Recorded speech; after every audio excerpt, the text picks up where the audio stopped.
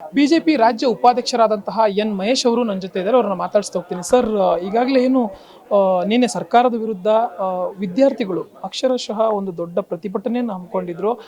ಏನು ನೇಮಕಾತಿ ವಿಚಾರಕ್ಕೆ, ಹಾಗೆಯೇ ಅರ್ಹತೆ ಏನು ವಯೋಮಿತಿ ಇದೆ ಅದನ್ನು ಹೆಚ್ಚಳ ಮಾಡಬೇಕು ಅಂತ. ಯಾಕೆಂದರೆ ಇವರೇ ರಿಕ್ರೂಟ್ಮೆಂಟ್ ಅವಧಿಯನ್ನು ಅಂತಂದರೆ ರಿಕ್ರೂಟ್ಮೆಂಟನ್ನು ಮಾಡ್ತಾ ಇಲ್ಲ. ಆ ನಿಟ್ಟಿನಲ್ಲಿ ಸಹಜವಾಗಿ ಕೆಲವರ ವಯೋಮಿತಿ ಅಂದರೆ ಮೀರುವಂಥದ್ದು, ವಯಸ್ಸು ಮೀರುವಂಥದ್ದು, ಆ ನಿಟ್ಟಿನಲ್ಲಿ ಈ ಒಂದು ಪ್ರತಿಭಟನೆಯನ್ನು ಮಾಡಿರುವಂಥದ್ದು. ಏನು ಹೇಳಿದ್ರಿ ಸರ್ ಈ ಬಗ್ಗೆ? ಧಾರವಾಡದಲ್ಲಿ ವಿದ್ಯಾರ್ಥಿಗಳು ಮತ್ತು ನಿರುದ್ಯೋಗಿ ಯುವಕರು ಏನು ಪ್ರತಿಭಟನೆ ಮಾಡಿದ್ದಾರೆ ಅದು ಜುನೈನ್. ಮತ್ತು ಅವ್ರ ಡಿಮ್ಯಾಂಡ್ ಇದೆಯಲ್ಲ, ನಮ್ಮದು ವಯೋಮಿತಿ ಮುಗಿದೋಗಿದೆ ಅದನ್ನು ಜಾಸ್ತಿ ಮಾಡಿ ಅಂತ ಕೇಳ್ತಾ ಇದ್ದಾರಲ್ಲ, ಅದು ಕೂಡ ಜುನೈನ್.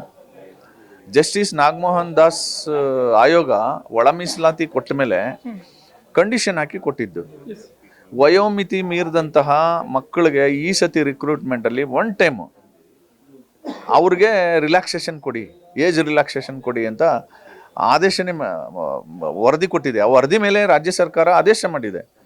ಸೊ ಅದನ್ನು ರಿಲ್ಯಾಕ್ಸ್ ಮಾಡಬೇಕು, ನಂಬರ್ 1. ನಂಬರ್ 2, ಕರ್ನಾಟಕದಲ್ಲಿ ಯುವಕರು ವಿದ್ಯಾರ್ಥಿಗಳು ಬೀದಿಗಿಳಿದು ಪ್ರತಿಭಟನೆ ಮಾಡಬಾರ್ದು ಅನ್ನೋ ಕಾಳಜಿ ಇದ್ದರೆ ಸರ್ಕಾರಕ್ಕೆ ಇಮ್ಮಿಡಿಯೇಟಾಗಿ ಇಡೀ ರಾಜ್ಯದಲ್ಲಿ ವೇಕೆಂಟ್ ಇರ್ತಕ್ಕಂಥ 2,50,000 ಹುದ್ದೆಗಳನ್ನು ತುಂಬಬೇಕು.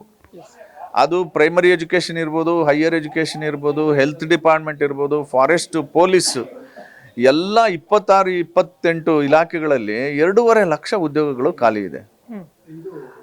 ಜಾತಕ ಪಕ್ಷಿಗಳ ಥರ ಕಾಯ್ಕೊಂಡು ಕೂತಿದ್ದಾರೆ ಯುವಕರು, ಆಯಿತಾ? ಅವರ ಮನಸ್ಸು ಕೆಡೋದಕ್ಕಿಂತ ಮೊದಲು ರಿಕ್ರೂಟ್ಮೆಂಟ್ ಮಾಡಿ. ಇಲ್ಲದೇ ಇದ್ರೆ ಈ ಸರ್ಕಾರ ರಿಕ್ರೂಟ್ಮೆಂಟ್ ಮಾಡಲಿಲ್ಲ ಅಂದರೆ ಧಾರವಾಡದಲ್ಲಿ ನಡೀತಾ ಇದೆಯಲ್ಲ ಪ್ರತಿಭಟನೆ, ಅದು ಬೆಂಗಳೂರಿಗೂ ಬರುತ್ತೆ. ಮುಂದಿನ ದಿನಗಳಲ್ಲಿ ಬಿಜೆಪಿ ಈ ಒಂದು ವಿಚಾರಕ್ಕೆ ವಿದ್ಯಾರ್ಥಿಗಳ ಬೆಂಬಲವಾಗಿ ನಿಲ್ಲುತ್ತಾ ಅಂತ ಈ ಹೋರಾಟಕ್ಕೆ? 100%. ನರೇಂದ್ರ ಮೋದಿಯವರು ಈ ಭಾರತ ಯುವ ಭಾರತ ಅಂತ ಹೇಳ್ಬಿಟ್ಟಿದ್ದಾರೆ. ಯುವಕರಿಗೆ ಬದುಕು ಕಟ್ಕೊಡೋ ಅಂಥ ಕೆಲಸನ ಮಾಡ್ಲಿಕ್ಕಾಗಲಿಲ್ಲ ಅಂದರೆ ನಾವು ಆಳ್ವಿಕೆ ಯಾಕೆ ಮಾಡಬೇಕು ಅನ್ನೋ ಅಂಥ ನಿಲುವಿನಲ್ಲಿ ಇರೋರು. ಹಾಗಾಗಿ ವಿದ್ಯಾರ್ಥಿಗಳ ಯುವಕರ ಹೋರಾಟಕ್ಕೆ ಭಾರತೀಯ ಜನತಾ ಪಾರ್ಟಿ ಸಂಪೂರ್ಣ ಬೆಂಬಲ ಕೊಡ್ತೀವಿ. Thank you. ಎಸ್ ವೀಕ್ಷಕರು, ಇದಿಷ್ಟು ಎನ್ ಮಹೇಶ್ ಅವರ ಮಾತು. ಕ್ಯಾಮರಾ ಪರ್ಸನ್ ರಿಯಾಜ್ ಜೊತೆ ಜಯಲಿ ಗೌಡ್, ರೆಬೆಲ್ ಟಿವಿ, ಬೆಂಗಳೂರು.